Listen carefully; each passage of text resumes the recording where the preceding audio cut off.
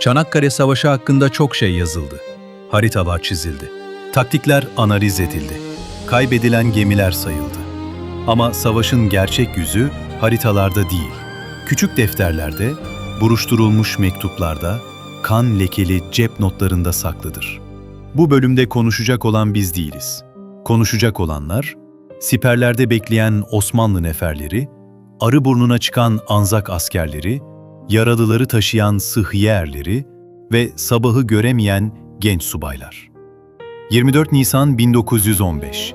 Çıkarma öncesi gece. Anzak tarafı. Charles Bean, çıkarma öncesi geceyi şöyle kaydeder. Erler sessiz. Kimse yüksek sesle konuşmuyor.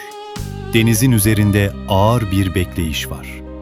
Bir Anzak askeri günlüğünde şu satır yer alır. Yarın karaya çıkacağız. Haritalarda küçük görünen bu toprak parçası belki de son gördüğüm yer olacak. Gemiler karanlıkta ilerlerken askerlerin çoğu Türkiye'nin nerede olduğunu bile bilmemektedir. Osmanlı tarafı. Aynı gece Gelibolu'da bir Osmanlı eri ailesine son mektubunu yazar. Ana, düşman denizdedir. Yarın sabah hücum edecekleri söylenir. Biz buradayız. Allah'a emanet. Atase, Arşiv ve Askeri Tarih Daire Başkanlığı'nda yer alan cephe notlarında şu ifade vardır. Düşman hareketliliği artmıştır. Hazırlık tamam. İki tarafta yaklaşan sabahın ne getireceğini bilmez. 25 Nisan 1915. Şafak vakti. Anzak botları kıyıya yaklaştığında ilk ateş başlar. Bir Yeni Zelandalı askerin günlüğü. Su dizimize kadar. Tüfek ağır. Kurşun suya düşüyor. Yanımdaki adam düştü. Osmanlı tarafında bir nefer hatıratında şunu yazar. Sabah ezanına yakın silah sesleri duyduk. Komutan, beklemeyin dedi. Bu saatlerde henüz kimse tarihin değiştiğini bilmemektedir. 19 Mayıs sabahı Osmanlı kuvvetleri geniş çaplı bir taarruz başlattı. Amaç, Arıburnu hattındaki Anzak mevzilerini geri atmaktı. Osmanlı tarafında bir er günlüğüne şunu yazar. Gece yarısı ilerledik. Toprak nemliydi. Kimse konuşmuyordu. Hücum emri gelince gökyüzü birden aydınlandı. Anzak tarafında ise bir Yeni Zelandalı asker aynı saatleri şöyle kaydeder. Türkler dalga dalga geliyor. Ateş ediyoruz ama durmuyorlar. Taarruz ağır kayıplarla sonuçlandı. Binlerce Osmanlı askeri siperler önünde kaldı. Bir Anzak subayı hatıratında şu cümleyi yazar. Sabah olduğunda Türk ölüleri önümüzdeydi. Manzara korkunçtu. Osmanlı tarafında bir sıhhiye eri. Yaralıları çekemedik. Güneş yükselince ateş kesildi. Düşman da bakıyordu. Bu noktada savaşın en trajik ve en insani anlarından biri yaşandı. 24 Mayıs'ta iki taraf arasında geçici ateşkes yapıldı. Australian War Memorial kayıtlarında bugün için şu ifade yer alır. Both sides emerged from trenches. The dead lay between us. Yani her iki tarafta siperlerden çıktı.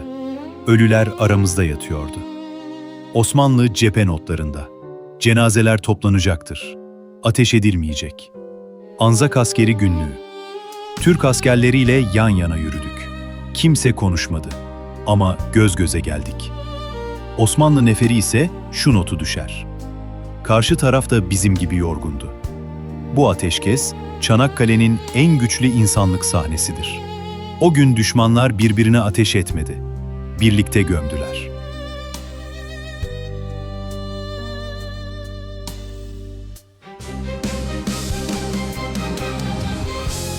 ...57. Alay. Emrin anatomisi.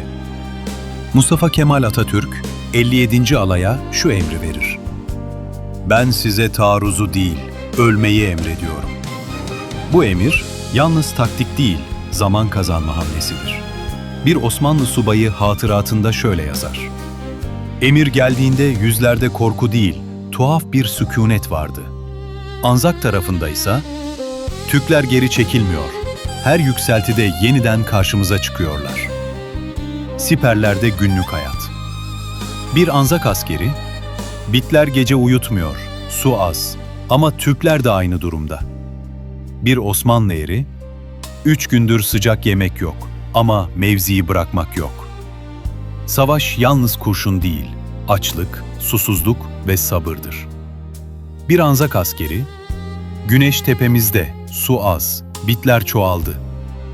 Bir Osmanlı eri aynı gün, "Su kırıntı gibi dağıtılır ama mevzi bırakılmaz," yazdı. Anzak günlüğü, "Türkler gece şarkı söylüyor." Osmanlı mektubu, "Gece dua ettik, sesimiz karşı sipere gidiyor," diye yazdı. Siperler arası mesafe daraldıkça düşman anonim olmaktan çıkıyordu. Ölümün ortasında saygı. Anzak günlüklerinde şu cümle tekrar eder: "The Turks fought bravely." Yani Türkler cesurca savaştı. Osmanlı mektuplarındaysa "Onlar da vazifesini yaptı." Bu karşılıklı ifade, düşmanı şeytanlaştırmayan nadir savaş dilidir. Çanakkale'den sağ çıkan askerler, yıllar boyunca o toprakların sesini içlerinde taşıdı. Savaş bittikten sonra evlerine döndüler. Kimisi çiftçi oldu, kimisi öğretmen, kimisi işçi. Fakat Gelibolu, onların hayatında kapanmayan bir sayfa olarak kaldı. Avustralya tarafında, savaş muhabiri olarak cephede bulunan Charles Bean, yıllar sonra Gelibolu'ya tekrar geldiğinde şunu yazdı: "Burada yatanlar yalnız bizim değil. Türkler de aynı cesaretle savaştı. Bu toprakta iki tarafın kanı var." Bean'in sözleri yalnız bir gazetecinin gözlemi değil, savaşın iki tarafı arasındaki karşılıklı saygının kaydıydı. Yeni Zelandalı asker Cyril Bassett, yaşlılık yıllarında verdiği bir röportajda Conk Bayırı'ndaki çatışmaları anlatırken sesinin titrediği kaydedilmiştir. Bassett, Türk askerleri için şu ifadeyi kullanmıştır: "Onlar korkmuyordu. Biz de korkuyorduk ama ilerliyorduk. Onlar da ilerliyordu. Bu yüzden savaştık." Bu cümle, düşmanı küçümseyen değil, eşit gören bir savaş hafızasının göstergesidir. Osmanlı tarafındaysa, yıllar sonra hatıralarını kaleme alan Ali İhsan Sabiz, Çanakkale muharebelerinde karşı tarafın direncini şöyle anlatır: "Düşman askerleri tahmin ettiğimizden daha metindi. Fakat bizim neferlerimiz de geri durmadı. Bu, iki tarafın da sonuna kadar dayandığı bir mücadeleydi." Bir başka Osmanlı gazisi, cephede sıradan bir er olarak savaşmış olan Mehmet Naci Bey, yıllar sonra yaptığı bir konuşmada şunu söylemiştir: "Biz orada yalnız vatan için değil, yanımızdaki arkadaşımız için savaştık. Karşıdaki de aynı duyguyla savaşıyordu. Bunu yıllar sonra anladım." Anzak gazilerinden Alec Campbell, Gelibolu'ya 2005 yılında 103 yaşında son kez geldiğinde Türk askerleri için şu sözleri söylemiştir: "I have no hatred left. We were just young men sent to fight." Yani artık nefretim kalmadı. Biz sadece savaşmaya gönderilmiş genç adamlardık. Bu cümle, savaşın üstünden 90 yıl geçtikten sonra söylenmişti ve artık düşmanlık değil, ortak gençliğin kaybı konuşuluyordu. Osmanlı tarafındaysa Çanakkale gazisi olarak bilinen Hasan Tahsin Bey, yaşlılık yıllarında bir röportajda şu ifadeyi kullanmıştır: "Karşımızdakiler de evlat idi. Onları öldürmek için değil, geçirmemek için savaştık." Bu söz, Çanakkale savunmasının ruhunu özetler. Savaşın içinden konuşan bir diğer Anzak askeri, Private John Simpson Kirkpatrick'tir.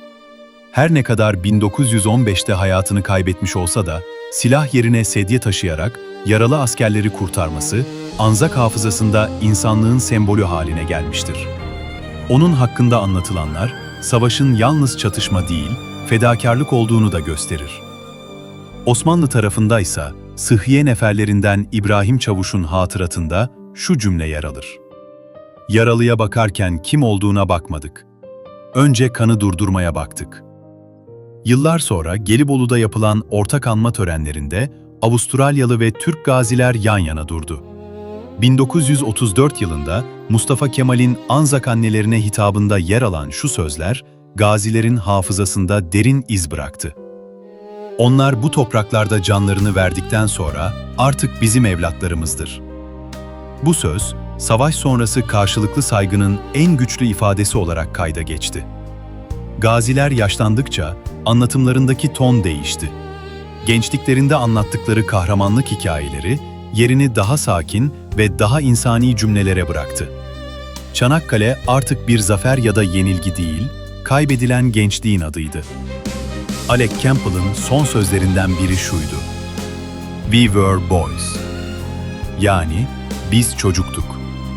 Osmanlı gazilerinden biri ise torununa şöyle demişti: "Biz gençtik, onlar da gençti. Savaş gençliği alır."